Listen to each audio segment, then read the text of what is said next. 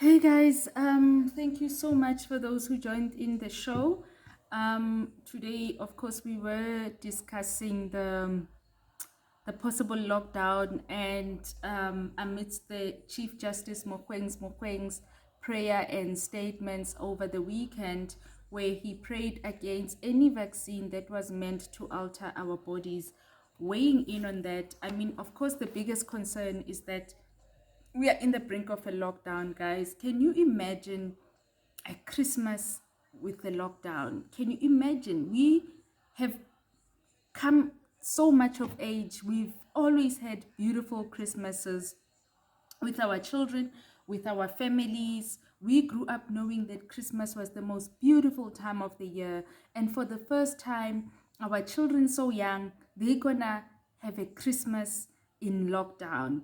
I think we are living in the saddest time. I know it's the saddest time of all my life. And for me, it's like growing up during a time of war, because really, if this vaccine is man-made, then it is a biological warfare against the human race. And what really saddens me is that, Africa had sort of like escaped the predicted disaster, because it was expected that it was going to suffer the most from COVID, but we escaped it. And now, just when we're about to breathe, there's the second wave. And my heart really goes out to the people in PE, and the families in PE, because what I'm hearing is that the second wave is so much harsher, so much more ruthless and merciless. I hear that it's not responding to herbal medicines.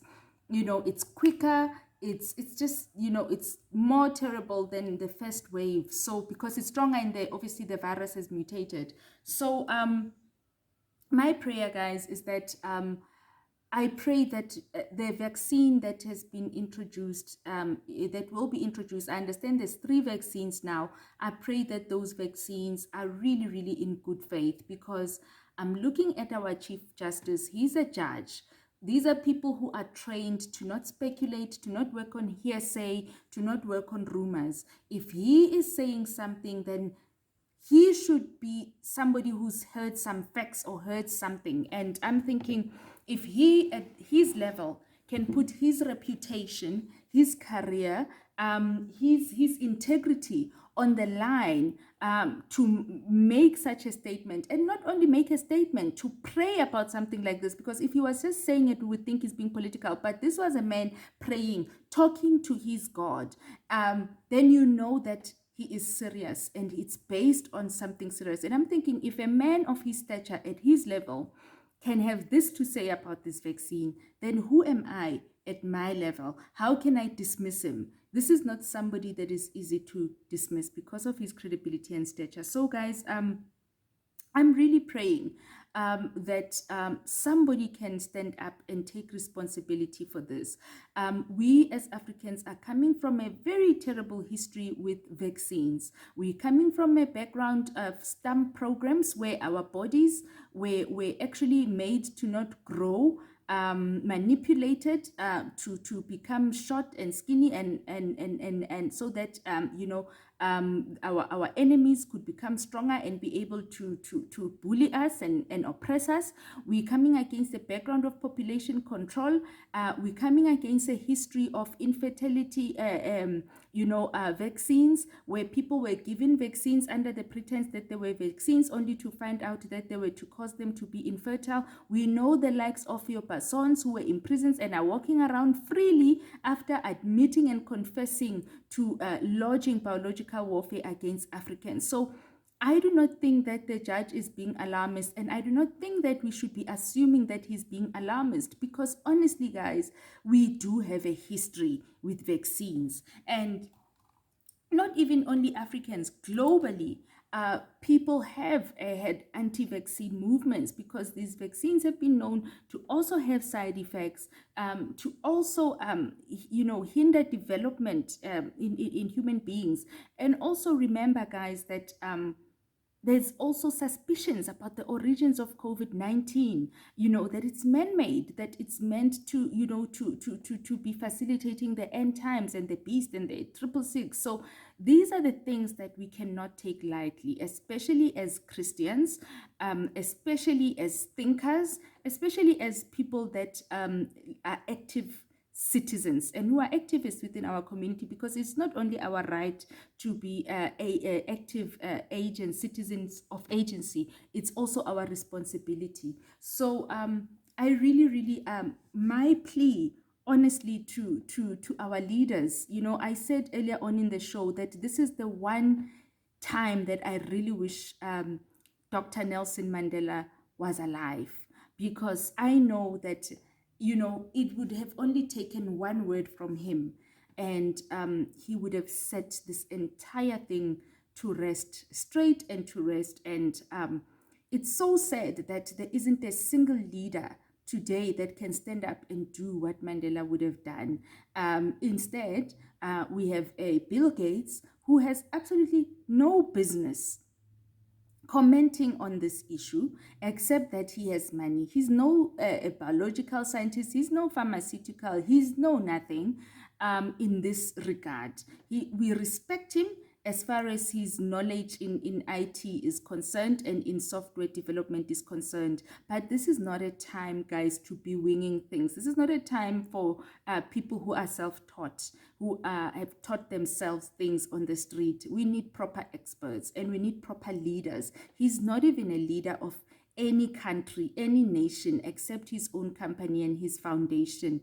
No disrespect, but we need somebody with a credible voice to stand up and give us direction and ease our concerns. And we don't need to be dismissed. We don't want somebody who's going to stand up there and say, if you speak against this, you're going to be arrested. Because remember, the first communication that came out with the COVID outbreak was that people who spread messages and who talk about COVID, people were arrested all over the world just for sharing messages, raising concerns about masks, raising concerns about the origins of the virus. People were arrested, and there was a lot of brutality involved in those countries where those arrests took place. The army was unleashed on South Africans and many other parts of the world.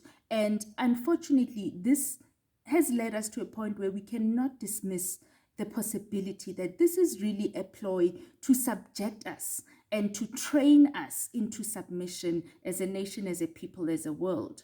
And so somebody needs to stand up with integrity and honesty and dispel this using facts, and to promise us and show us that indeed we can rely on this vaccine. Because honestly, we had trusted, we felt, okay, we had to comply with COVID, we had to cooperate, and at least until the vaccine comes. We hold out until the vaccine comes. Now there's 3 vaccines. Now we have to doubt the very same vaccine, and nobody's prepared to say anything about it except for Bill Gates. I think that our leaders need to step up, and they need to take us into confidence. And we do not need to be lashed at. We need to be taken into confidence, and transparently so.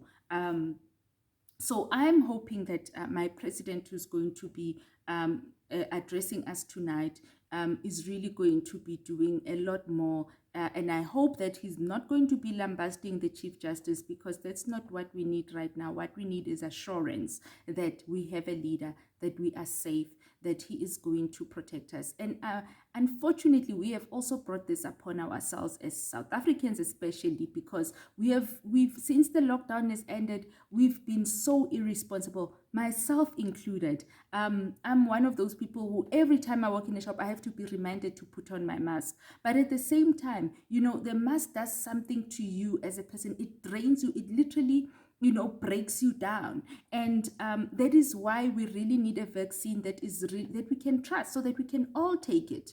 And hopefully we're not going to find ourselves in a situation where to travel, you're going to need to be vaccinated, like with malaria and polio, or to go into the shops, you're going to need to be vaccinated. If we really need to get to that point, that we really need to be sure then that this is a vaccine we can trust.